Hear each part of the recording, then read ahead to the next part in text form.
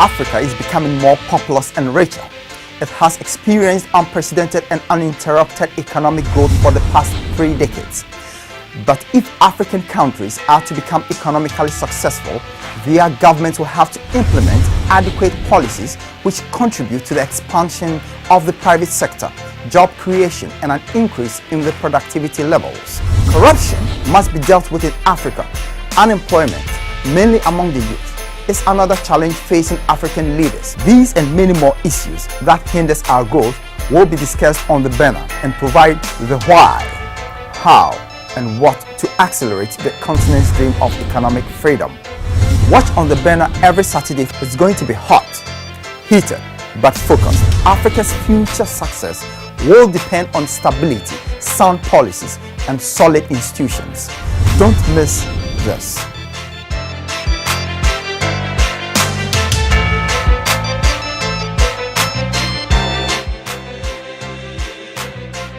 Good afternoon and welcome to another edition of the On the Banner. On the Banner is proudly sponsored by Gold Coast Securities. Gold Coast Fund Management is a reputable fund management that has won 2 awards as the best financial advisory company to 2011-2012. It is the only investment bank that has branches all over Ghana. You should invest with Gold Coast Fund Management for a good return. Call them on 050-129-4893. Again, 050-129-4893. First National Savings and Loans, the People's Bank. First National Savings and Loans Bank has branches across the country. Coconut Grove Hotel is also supporting this program. You can always have the opportunity to send your messages or comments via our WhatsApp number 050-6290-721. I'll pick it up again, 050-6290-721. My name is Ekshalom Yagono, and always on Saturdays between the hours of 3 and 5, On the Banner is right within your homes, where you play a serious role by commenting, suggesting, but through our WhatsApp number. You're welcome once again on board, and do well to remind a friend out there that this is a specific platform to show up the economy of Ghana. With me for this afternoon's program is Honorable Kweku Kwarteng. He served as the spokesperson on finance, am I right, sir? During the Kufo administration, and is now an MP. Honorable, you're welcome. I tried to send a congratulatory message, but unfortunately I lost my phones. No, but I felt it anyway. Wherever you were. You wanted to congratulate. We had some interaction and all that previously. But it's been very vibrant of late, and I'm happy for that, showing the amount of experience he gathered while in office, trying to at least put government on its toes, giving suggestions here and there with some positive criticism. That depends on your opinion out there anyway. The recent of it all is about his opinion on the economy, and specifically lately the energy crisis. He's made a few comments, and this afternoon I want to find out his views about what he makes of the economy as somebody in finance, and also on the finance committee of the Parliament of Ghana, right? Am I right? You're right. I hope I did well with the introduction. Oh, you did. Designation accomplished. There's something I must add. Everything Are you a is chief fine. of Busia Pension? Something that I need to also put in there. This is a platform. BDMP is sufficient. Oh, It's beautiful, sufficient beautiful. How comfortable will you be when I call you Kweku? You can, especially when you are in my house, you can call me. Ghanaians don't seem to. We're trying to encourage people listening and enjoying talk. Sometimes it becomes so technical. So for us at BTA, we will try to simplify issues as much as possible, reduce the technical language so that anybody, a first timer, will just enjoy and go along with the program with all the hearty discussions that we have. Once again, you're welcome. Thank you. So good to see you. You've been very passionate about some issues about the economy. I wouldn't want to put words in your mouth by going through a kind of Q&A. As a parliamentarian and typically a Ghanaian, what do you make of the economy, briefly, current economy? I think in summary, and it is out there for all who are observing, that Ghana's economy is experiencing difficulties that we have never known in the past. Of course, it's been a developing economy, so you would expect some difficulties. But if you look at several areas of the economy and national finances, you easily see that we are experiencing new difficulties, and I would mention a few. For the first time in the history of our economy, statutory transfers have not just delayed, they are just not there to be paid. For instance, the law says when you collect the National Health Insurance levy, within a month, and I think it's the same for the GET fund, you must put the money in the various funds. That is to say, if you collect the National Health Insurance levy, for instance, you should put the money in the National Health Insurance Fund. Now, what is happening is that government has collected the money, the levies, all right, but somehow government cannot account for the money. To put it in another way, government is unable to put it in the designated funds, okay, because it has used the money for something else. Now, the District Assembly Common Fund, for instance, is a statutory transfer. Okay. When government has collected our revenue, the law says 7.5% of that should go into the District Assembly Common Fund. We are in the middle of 2014. Government has not been able to transfer the monies, 7.5% of the monies it collected. Are you suggesting that monies have been misused, or is it a matter of priority? Perhaps there are more begging areas, and therefore, like any business person would do, or any responsible parent would do, where the call is most urgent, sometimes you must pay heed, and therefore monies have been utilized in such sectors, not merely letting it look so political that monies have been collected, perhaps have not been paid. You see, those who made the laws knew that government has other responsibilities. So you collect money, they say retain 92.5% for all the things you're talking about. Send 7.5% into the District Assembly Common Fund. Government is unable to do that until recently, when we had the third quarter of 2013 District Assembly Common Fund released. We were in arrears for almost a year. Now, if you use 92.5% for your purposes as central government, and you dip your hands into the 7.5% for local government, because you claim that at the center things are harder for you, then you know the economy is running into difficulties. Obviously. I do not mention these things to suggest that somebody has misused the money. I mean, the misuse of public funds is a subject we can have. I think, obviously, there are areas where clearly public funds have been misused. But on this specific point, I am trying to indicate some of the difficulties our economy is going through. All right. Even if we grant it to government that the money has not been misappropriated and that it has been used for the public cause, we will still have to ask the question, are we not supposed to prioritize so that central government would have its due and then local government can also have its due? Is it good governance when we are trying to advance decentralization for government to take the money and say, I have used it for something else? What about the things that have to be done at the local level? So that reflects on the difficulties we're going through. Last month, I was in the constituency and I visited a particular primary school, and they said, Honorable, for the whole 2013-2014 academic year, transfers we should have received for the purposes of running the school, buying the chalk, buying the basic things have not come. As a result, we are having difficulty getting chalk to teach. Yeah, that is true. So we are pleading with you, if you can support us from your common fund, we will be grateful. And I said to them, I would have loved to support you, but my common fund has also not come. because the common fund is part of the local government transfers. Okay. And that is supposed to be used under the supervision of the NPs. Are in arrears for about a year now.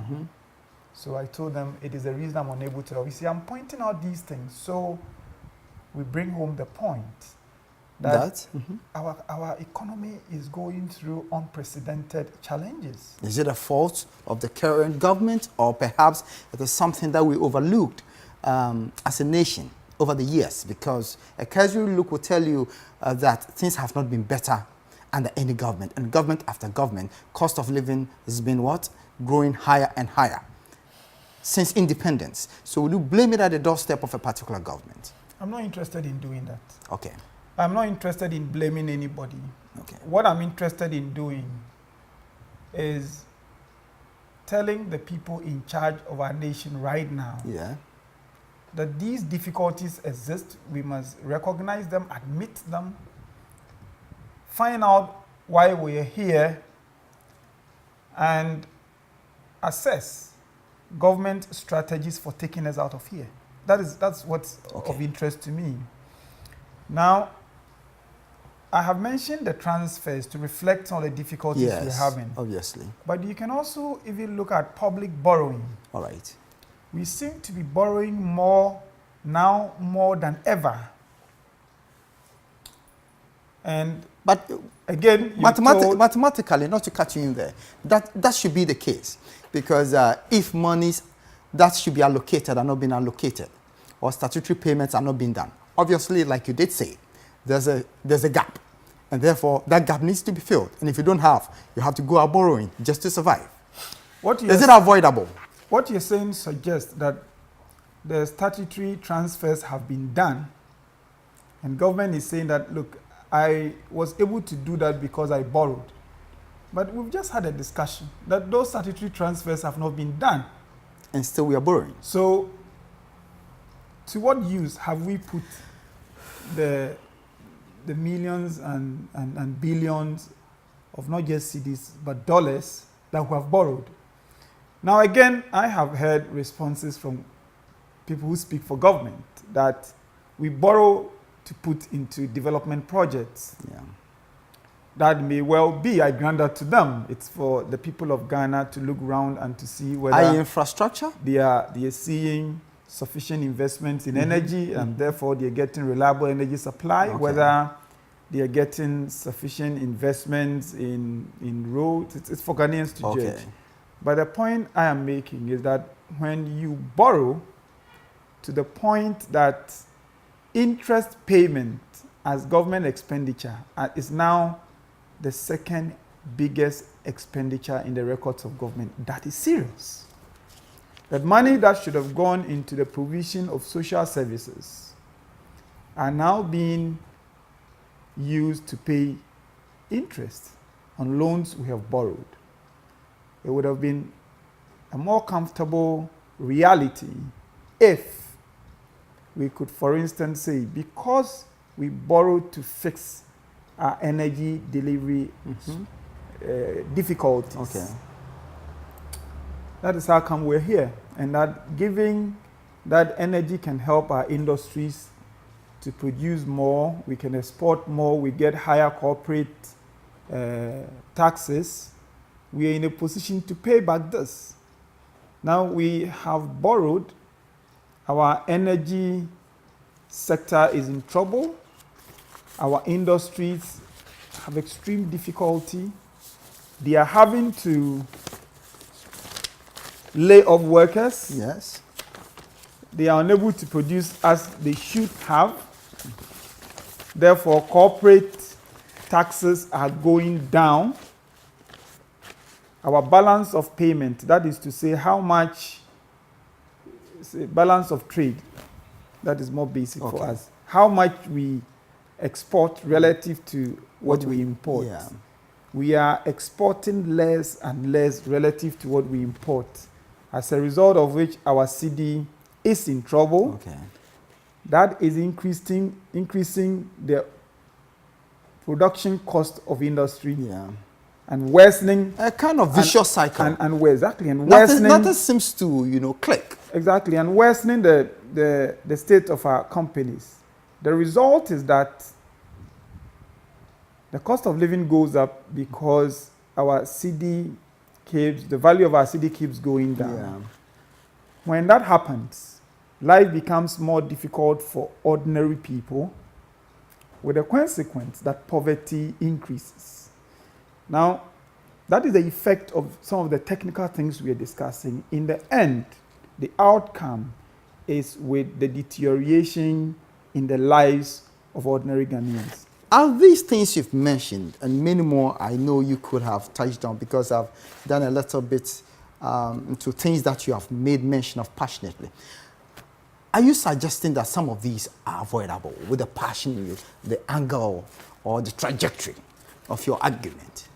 Yes, that's the point I'm making. I'll come to that. Yeah. I definitely think that many of these things are avoidable. One, government should stop the over expenditures. I mean, in 2012, we had unprecedented deficit. We have never incurred so much deficit. And what is deficit?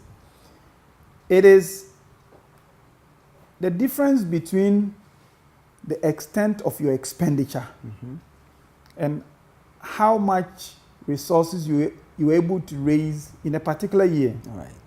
It is like being a worker. You earn, say, 800 Ghana cedis a month. That is your inflow. Yeah. If month after month you're spending 1,000, say 500, excess, then there's an excess of about 700 Ghana cedis. Yes.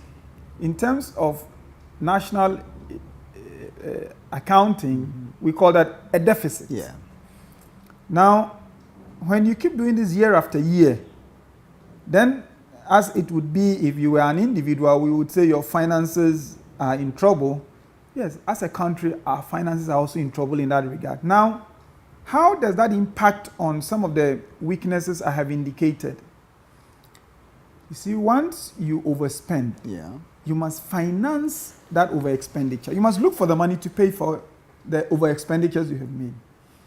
If government is in a position to tax more, then they can use the taxes for current needs, but also to pay off the deficits of, say, yesterday. When government is not collecting enough taxes, then the Bank of Ghana has to come in and finance. All right. And how would the Bank of Ghana do that? The Bank of Ghana would do that by giving the government money, to put it in very basic terms. Now, that money is not coming from production. It's not as though we exported, we got some money, and that money is it's almost to say you have printed money. So you are diluting your own currency. All right.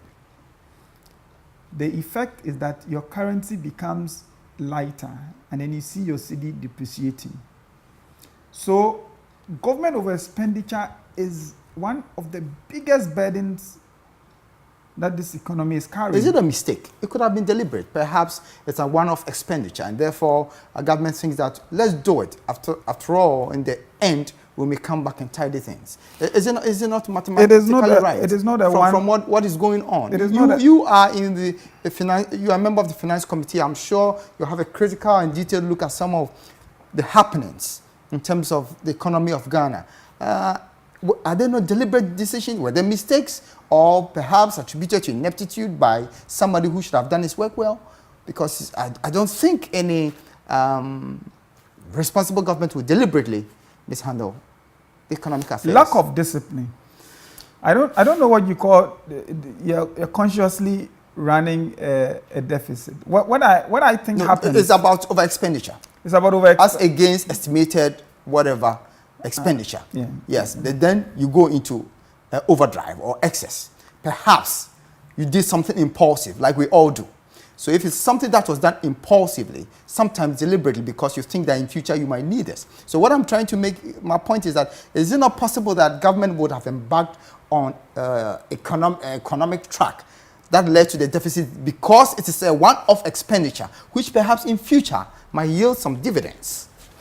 We're not in a position to do this perhaps, because the budget has been read. We know the expenditures that gave rise to these over expenditures. Okay. And it happened not just in 2012. In 2013, it was repeated. In 2012, there were pure over expenditures. And you think when we're having an election and we're distributing laptops around, we're distributing vehicles, and we go and donate vehicles. My audience who said this shouldn't come from you, a politician, because that is characteristic of, I wouldn't want us to go into that direction, because that is very characteristic of a culture of the current politics we do in this country. I mean, we buy our votes from delegates, etc. So the expenditure is become natural of our politics. So I'm talking on behalf of my audience. I'm sure they'll say, oh, but you also do these things. You all give out money. So is it one thing that you can blame our economy on? I would have wanted us to look typical like something like energy. Has this mismanagement that you are seeking to address play a role or have affected our energy crisis? You see, we run a deficit every election year. Okay. Sometimes we make gains in between the elections, some macroeconomic gains. Okay. And then in an election year, everything is thrown overboard again. And it has been discussed over and over again. It is one of the difficult points of our economic management. All right. I think we should discuss that.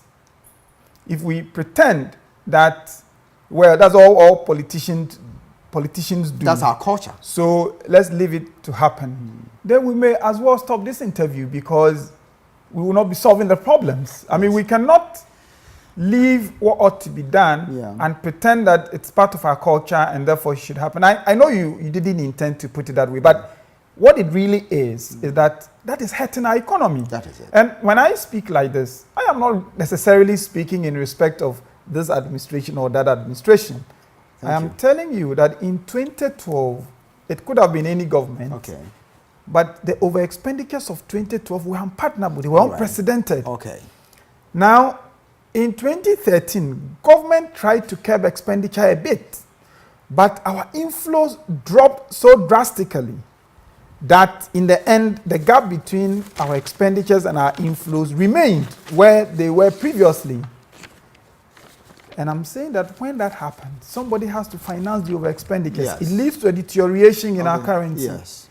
Government, and never mind that the Mama administration is in power. The Mama administration right now has to show the way. Okay. I am comfortable with anybody asking the same things of a future NPP government. I have no difficulty. Okay. But what I'm saying is that where national finances are drifting, the difficulties into which we are drifting, if we don't get the government to have a change, and I say this advisedly, a change of heart, Okay. and to put a serious lid on our expenditures, we'll continue to have the problems we are having. Now, you asked about energy. Yeah. Let's see how that flows into energy. You see, when the cedi deteriorates, what it means is that our crude oil imports, and net we import crude oil, our crude oil imports are becoming more expensive. Then fuel prices have to go up. It drives up inflation. And then it comes with all its attendant difficulties for ordinary people. Cost of production. Cost of production goes up, and things really get hard. Okay. The only way it could have been beneficial is if our export sector was ready to take advantage of the fact that if I export, I get dollars or foreign exchange. And if I convert that in my country, I get a lot of cedis because the cedi's value is falling. There's a sense in which that could be an advantage for exporters. But when you are an exporter and you are having erratic power supply, you are not even able to take advantage of the deteriorating value of your own cedi or the appreciating to make your value products of exactly attractive. So either way, we're losing. Okay.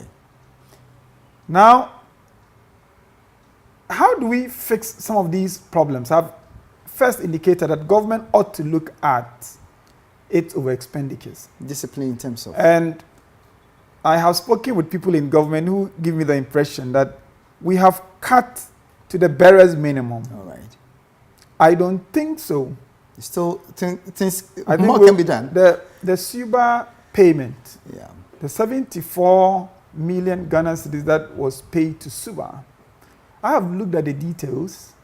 I have no doubt in my mind that that was a bad expenditure. SUBA hadn't done anything to deserve that payment. And I consider it in the area of corruption that people made this payment because they benefit illegitimately from these wrong payments. Now, when people see all this, it is really hard to convince anybody that government has cut its expenditures to the barest minimum. There's too much waste. If you look at the Auditor General's report, you see several areas. Of course, these are not new discoveries. Yeah. But this is the time to fix it. Well, this is the time to fix it. And the government in power will have to fix it. I'll look at your views on the energy sector and what we got to do to perhaps stabilize it. And I hope that you suggested that to become a secret, awaiting that one day you take the reins. I'm going to go to that. Yes, we'll look at that later. Still on the banner, we'll be right back. Africa is becoming more populous and richer. It has experienced unprecedented and uninterrupted economic growth for the past 3 decades. But if African countries are to become economically successful, their governments will have to implement adequate policies which contribute to the expansion of the private sector, job creation, and an increase in the productivity levels. Corruption must be dealt with in Africa. Unemployment, mainly among the youth, is another challenge facing African leaders. These and many more issues that hinders our growth will be discussed on the banner and provide the why, how, and what to accelerate the continent's dream of economic freedom. Watch on the banner every Saturday. It's going to be hot, heated, but focused. Africa's future success will depend on stability, sound policies, and solid institutions. Don't miss this.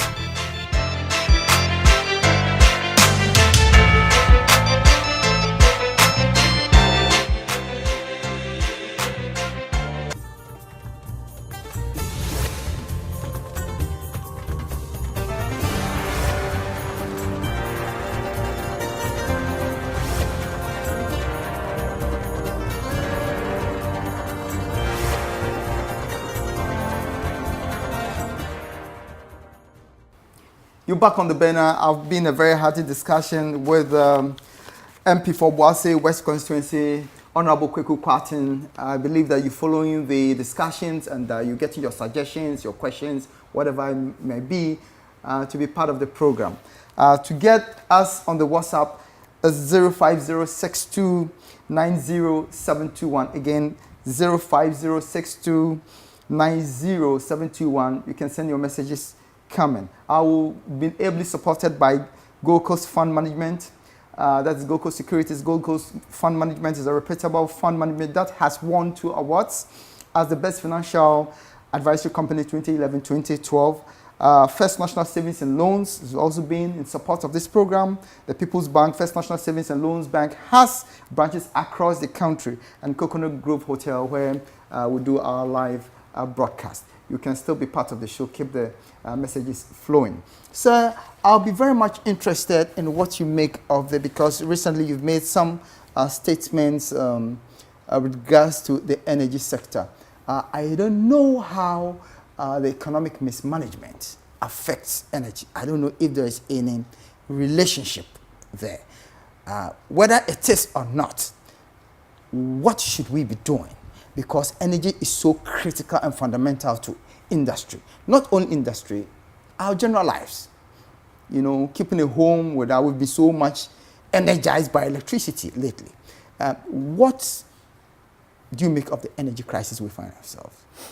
Yeah, if you consider that we are not putting as much investments as we should in the energy sector, if you consider that to be mismanagement, then of course, we are where we are because of mismanagement. Now, the energy sector is probably the most important sector of national life today, because not only does it power our industries and fuel our processes of production, they are actually social service that serves us in our domestic settings, that we use in the hospitals, and so Ghana's deteriorating energy supply is a real cause for concern. For me, the most critical, the entire sector needs investment, from generation to distribution. They all need investment. Yeah. But one of the most urgent challenges facing our energy sector is the low credit worthiness of ECG. You see, ECG is the pivot around which our energy sector revolves. Okay. I say that because when people produce power, and here I'm talking about electrical power. All right. When people produce power, somebody must off-take the power. Somebody must, if you like, buy the power and sell the power to consumers. That is the structure of our delivery system. Now, the person or the entity that is supposed to do that is the ECG. The ECG itself is cash-strapped. Government owes it a lot of money. Other people owe ECG a lot of money. ECG itself also owes a lot of people, with the result that investment into the transmission, the work that ECG does, the transmission and delivery of power to consumers, has been lacking investment. Okay. Those investments are not going. Okay.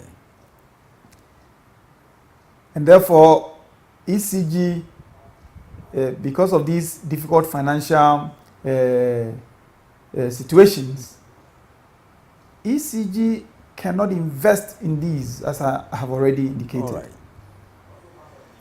Now, when people want to come and produce, they ask, what will I do with the power? If you are inviting me to come and produce power in your country, when I produce the power, what happens to it? Consumption? You say, well, we would buy. Yes. What is the arrangement for buying? Oh, we have an ECG that would off-take the power you generate, deliver to consumers, collect the money from consumers, and pay you back the cost of your production. Okay. And then the investors go to look at the ECG. They say, oh, if it is this sick man, respectfully, if it is this sick man that is going to buy the power from me, then I have to be cautious how much money I invest in generation of power or the production of power. Yes.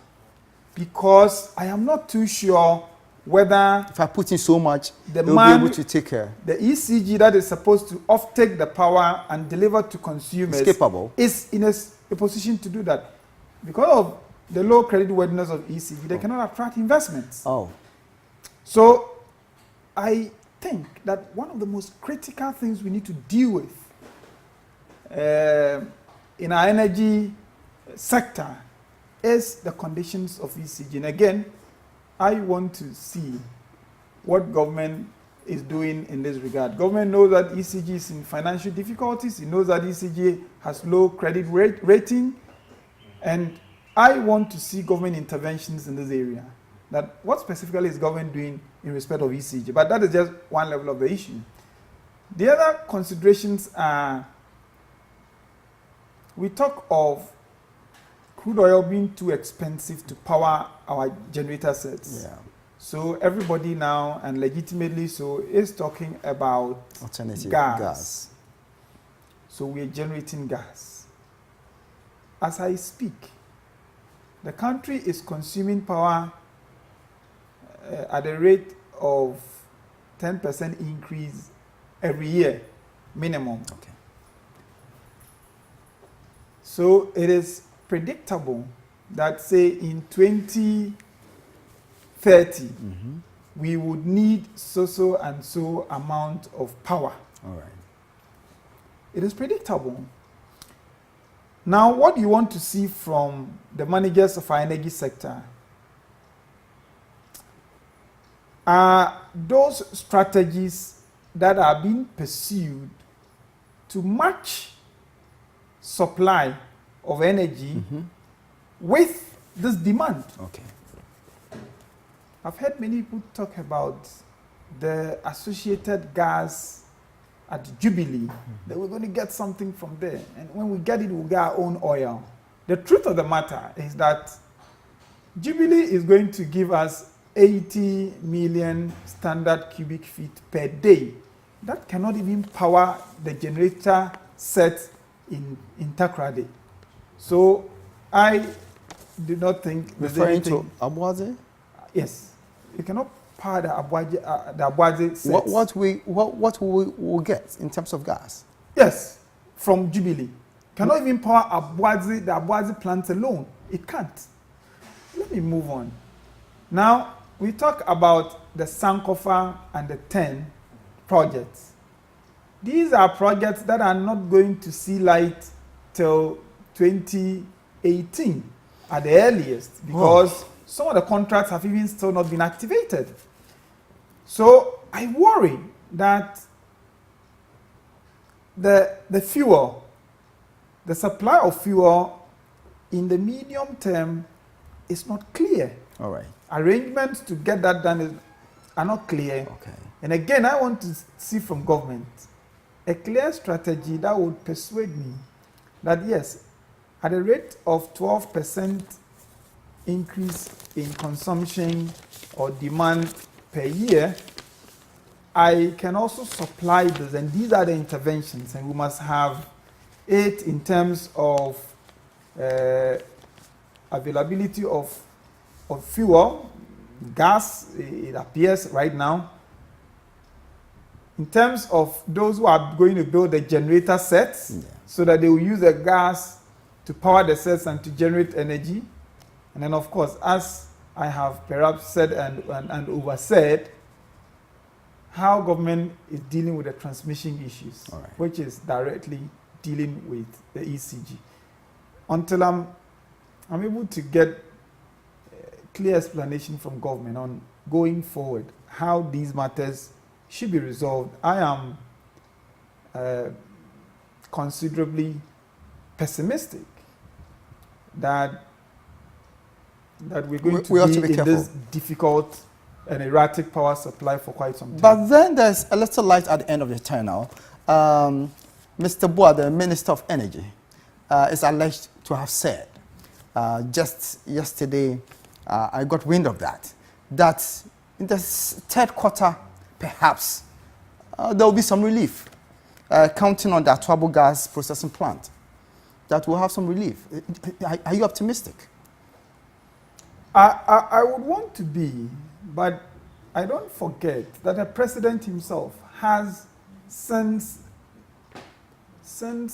I think September 2012 been promising us month after month that the power difficulties will go away in November. It didn't. We're given a new date, February. It didn't. April. Look, we have had many of these promises. I am looking at broadly the strategies for dealing with the more serious policy issues of our energy sector. And I am getting the sense that we are not clear what we're doing. Government strategies are inadequate and in fact unclear.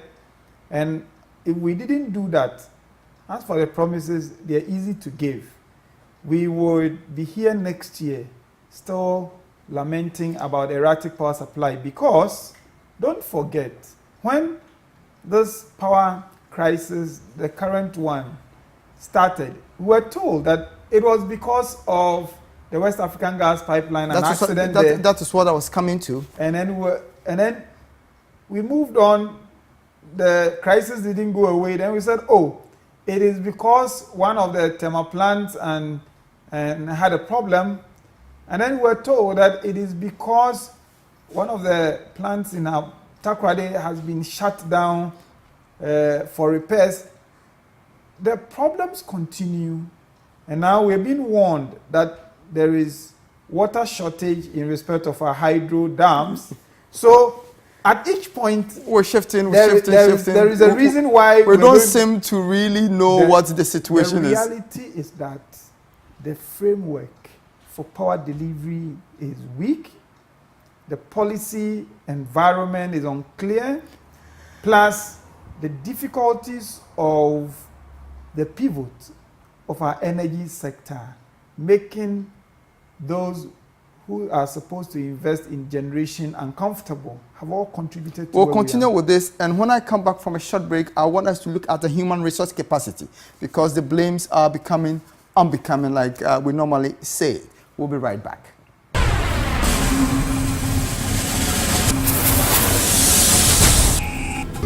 The tourism industry in Ghana is reported to be the 4th highest foreign exchange earner on our GDP list. We will find out what the impact, the identification, development and promotion of tourist sites in the local vicinities where they are located. We also want to talk to the various chiefs and opinion leaders in these communities to assess whether tourism is making a positive or negative impact on the lives of the local people. This is Tourism TV, fact-finding program that seeks to investigate the existing and potential tourist sites. Join me, Ralph Aike, this and every Friday on this wonderful expedition to find out what tourism is all about in Ghana.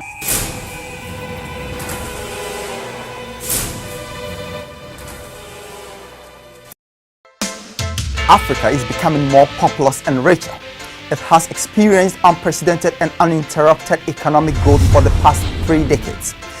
But if African countries are to become economically successful, their governments will have to implement adequate policies which contribute to the expansion of the private sector, job creation, and an increase in the productivity levels. Corruption must be dealt with in Africa. Unemployment, mainly among the youth, is another challenge facing African leaders. These and many more issues that hinders our growth will be discussed on the banner and provide the why, how, and what to accelerate the continent's dream of economic freedom. Watch on the banner every Saturday. It's going to be hot, heated, but focused. Africa's future success will depend on stability, sound policies, and solid institutions. Don't miss this.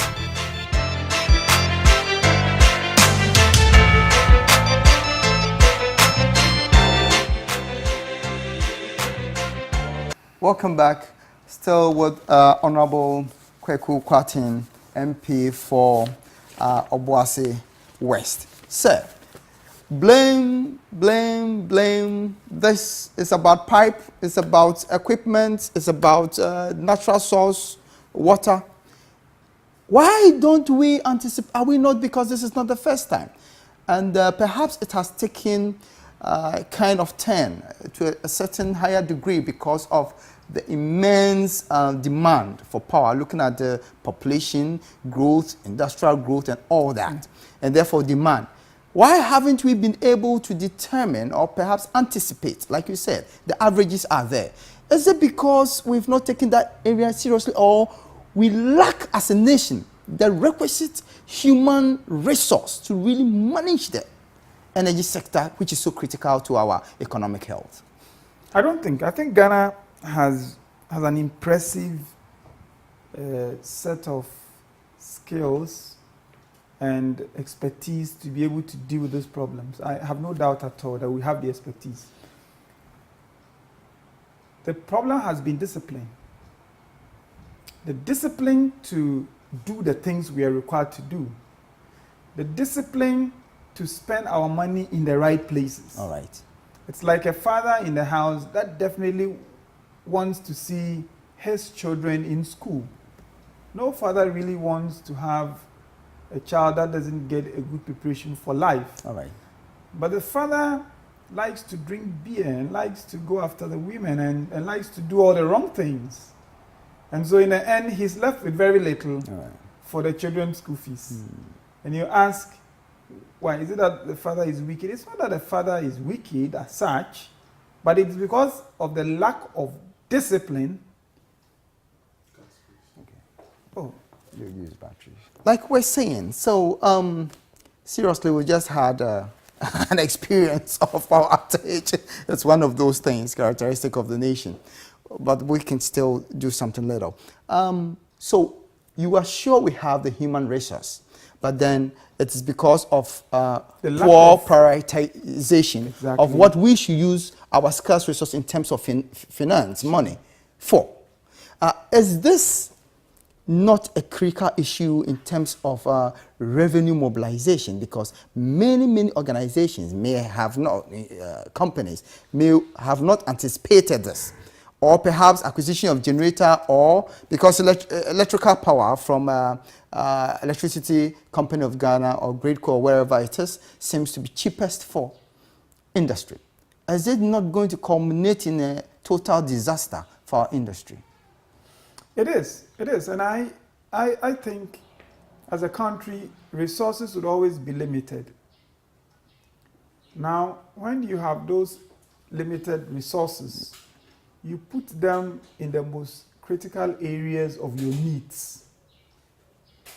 Until we get that discipline and put the money into the most sensitive and strategic areas of the economy, we're going to continue having problems. I've already cited SUBA, the GDI where expenditures and all this misappropriation of funds would reflect in inadequate allocation of resources into energy generation, and then you have this kind of difficulty. The consequences are beginning to show.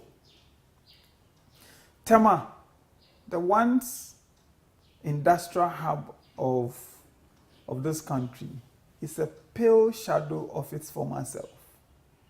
Many companies in Tema are distressed, are laying off workers. In some cases, they have collapsed completely. And we can cite many examples. The erratic power supply, the cost of industrial power. You know, power to industry is priced differently from power to the general consumer. Okay. The price of industrial power, the deterioration of the value of our currency is such a big problem for our industries, especially those of them who have to import raw material in order to produce. So the external atmosphere is hostile, and that situation is not improved, is not made any better by the fact that domestic interest rates are very high, which ties in with government's over expenditure. Government overspends, it needs money, it goes to the money market to borrow, and government at the moment is giving 23%, 24% for treasury bills, and they are pushing the private sector, driving up the cost of borrowing, so our businesses cannot borrow at reasonable interest rates. All these have contributed to the distresses of our companies, and now we're beginning to see the effect directly. The laying of workers, corporate profit is going down, and until something radical is done by government in this regard, I foresee this trend continuing, and a time is going to come, unemployment will be so high that it could create social problems for all of us. What would the radical thing be, if you suggest? Some of them have to do with government cutting its expenditure, and I think I've spoken extensively to that. Yeah. It's one of the most critical things government has to do. Okay. 2, government has to exercise courage and do some things that we have all agreed ought to be done. For instance, there are companies on government payroll, some government institutions whose workers draw their salaries from the consolidated fund when they are generating enough internally generated funds to take care of themselves. In Ho, that I was corrected the other time. In whole last year, certain companies were cited, certain institutions, state-owned enterprises were cited as institutions that could do without government subvention. Okay. Government must exercise the courage and wean these companies off. Okay.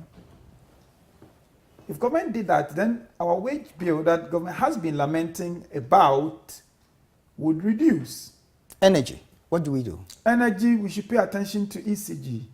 Government should be more disciplined in the use of its own energy. Okay. Government, more importantly, has to be clearer in its strategies in the long term. Okay. Because we know on the demand side, we know that 12%, between 10 and 12% per annum increase. Government must list all the interventions that are supposed to provide power on the supply side. Okay. Government must list them.